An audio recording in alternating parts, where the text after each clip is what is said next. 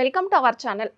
వీసాకి సంబంధించి స్టూడెంట్స్ వీసాకి సంబంధించి immigration law consultant advocate Aditya Mallela గారు సార్ని అడిగి వీసాకి సంబంధించి మరిన్ని విషయాలు మాట్లాడదాం. నమస్తే సార్. స్టూడెంట్స్ వీసాకి సంబంధించి ఫాలో అవ్వాల్సిన ప్రొసీజర్ ఏంటి అసలు? సో ఇప్పుడున్న సిచ్యువేషన్ మనం చూసుకుంటే యుఎస్లో ట్రంప్ వచ్చాక అందరూ చాలా భయపడుతున్నారు. వాళ్ళకున్న క్వశ్చన్ ఏంటి అంటే అసలు యుఎస్ మైగ్రేట్ అవ్వాలా లేదా, యుఎస్ మైగ్రేట్ అయితే ఏమేం ఛాలెంజెస్ వస్తాయి. సో చాలా ప్యానిక్ అవుతున్నారు, అందరు భయభ్రాంతులు అవుతున్నారు. ఎందుకు అంటే ఎన్ఫోర్స్మెంట్ ఆఫ్ లా అనేది చాలా స్ట్రిక్ట్ అయింది. సో ఏవైతే స్టాండర్డ్గా రూల్స్ అండ్ రెగ్యులేషన్స్ ఉన్నాయో యుఎస్లో అవి ఎప్పుడు అలాగే ఉన్నాయి మనం చూసుకుంటే. బట్ ఆ రూల్స్ ఇప్పుడు మోర్ స్ట్రిక్ట్గా ఎన్ఫోర్స్ అవుతున్నాయి. అయితే ట్రంప్ వచ్చాక ఏమైంది అంటే కొన్ని ఇల్లీగల్ ఇమిగ్రెంట్స్ ఎవరైతే ఉన్నారో వాళ్ళు ఎలాంటి మెజర్స్ తీసుకొని కంట్రీలోకి ఎంటర్ అవుతున్నారో అవన్నీ ఐడెంటిఫై చేసి వాటిని ఎరాడికేట్ చేయడానికి చూస్తున్నాడు అనమాట. సో ఆయన మెయిన్ ఫోకస్ ఏంటంటే ఇల్లీగల్ ఇమిగ్రేషన్ ఏదైతే ఉందో దాన్ని అరికట్టాలి అని చూస్తున్నారు. సో అరికట్టాలి అని చూస్తున్నప్పుడు వేరే అదర్ వీసాస్ మీద ఉన్న పీపుల్ కూడా ఎఫెక్ట్ అవుతున్నారు.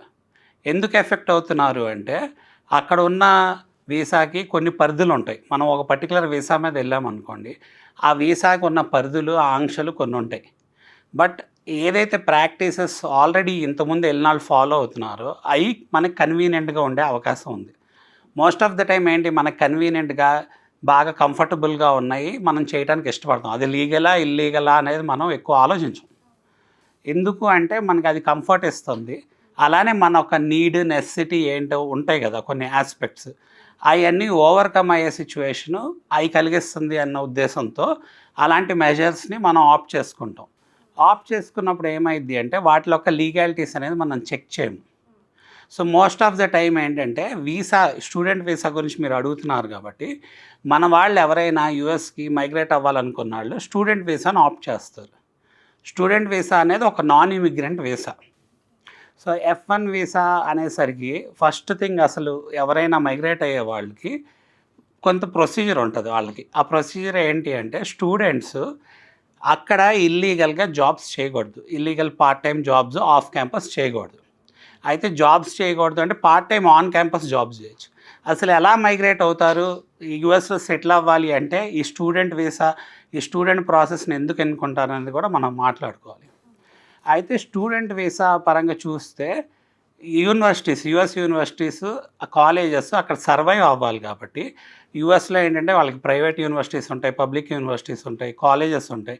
సో ఇలా ఐవీ లీగ్ యూనివర్సిటీస్ అని ఉంటాయి, లేకపోతే టైర్ 1, టైర్ 2, టైర్ 3 యూనివర్సిటీస్, ఇలా డిఫరెంట్ కేటగిరీ ఆఫ్ యూనివర్సిటీస్ ఉంటాయి. Top 100, 200, 300 universities all over the world. అలానే యూఎస్లో యూనివర్సిటీస్, యూరోప్లో మంచి ఎడ్యుకేషన్ యూనివర్సిటీస్ ఉంటాయి. సో వాళ్ళు అక్కడ యూనివర్సిటీస్ రన్ అయ్యేది ఎలా అంటే ఇంటర్నేషనల్ ఫీజెస్, ట్యూషన్ ఫీజెస్ ఏవైతే మన వాళ్ళు కడుతున్నారో వాటి వల్ల బాగా వాళ్ళ ఎకానమీ అనేది బూస్టప్ అయ్యింది.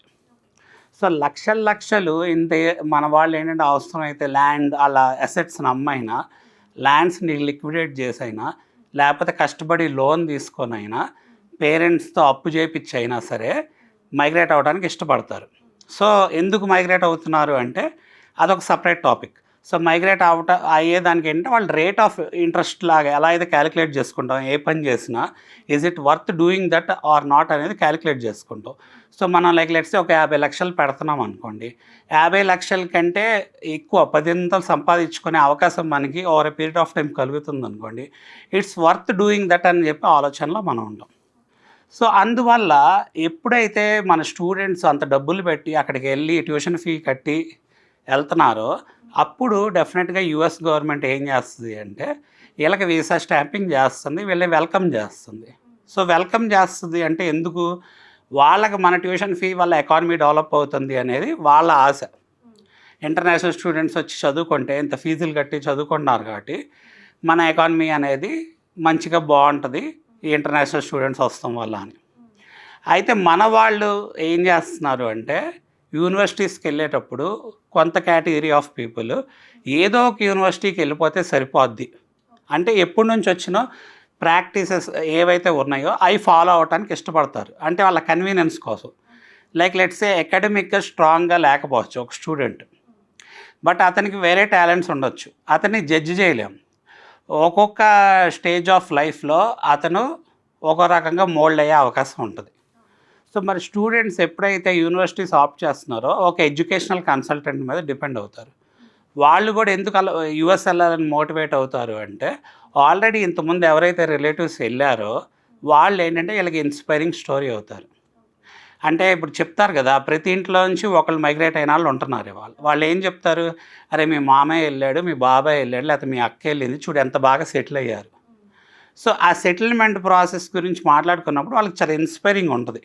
ఆ కార్లు లేకపోతే ఆ మ్యాన్షన్స్ ఇవన్నీ చూసినప్పుడు, ఆ ఇల్లులు చూసినప్పుడు వాళ్ళు ఏమనుకుంటారంటే ఎంతసేపు వాళ్ళ ఆలోచన ఎలా ఉంటుందంటే చాలా ఇన్స్పైరింగ్గా ఉండి, సరే మనము వెళ్తే అక్కడ వాళ్ళు ఏ స్టేజ్ ఆఫ్ దీంట్లో ఏం ఛాలెంజెస్ ఓవర్కమ్ చేశారు, వాళ్ళకి ఎంత టైం పడుతుంది, ఇవన్నిటి గురించి వాళ్ళు ఆలోచించరు. వాళ్ళ డ్రీమ్ అనేది బిల్డ్ అయ్యింది. ఎప్పుడైతే డ్రీమ్ బిల్డింగ్ చేశారో వాళ్ళకి ఇన్స్పైరింగ్గా ఉండి స్టూడెంట్ వీసా అనే ఆప్షన్ని ఎన్నుకుంటారు వెళ్ళటానికి. సో ఎన్నుకున్నప్పుడు దానికి ఏంటంటే ప్రాక్టికాలిటీస్, రియాలిటీ ఏంటి, ఇవన్నిటికీ పరిధి ఉంటుంది. ఎంత టైం పట్టిద్ది, నిజంగా ఆ వీసా మీద ఏం చేయొచ్చు ఏంటి అనేది. సో ఇలాంటి రిలేటెడ్ ఆస్పెక్ట్స్ అన్నీ చాలా ఉంటాయి. సో మనం ఏదైతే మాట్లాడుకుంటున్నామో ఈ ఆస్పెక్ట్స్ గురించి ఇంకా ఫర్దర్గా మనం డీటెయిల్గా అసలు ఎలా మైగ్రేట్ అవుతారో తెలుసుకోవాలి అంటే మన అదర్ టాపిక్స్లో కూడా ఇంకా డీటెయిల్గా డిస్కస్ చేసుకోవాల్సి వస్తుంది అనమాట ఫర్దర్గా కూడా. Thank you.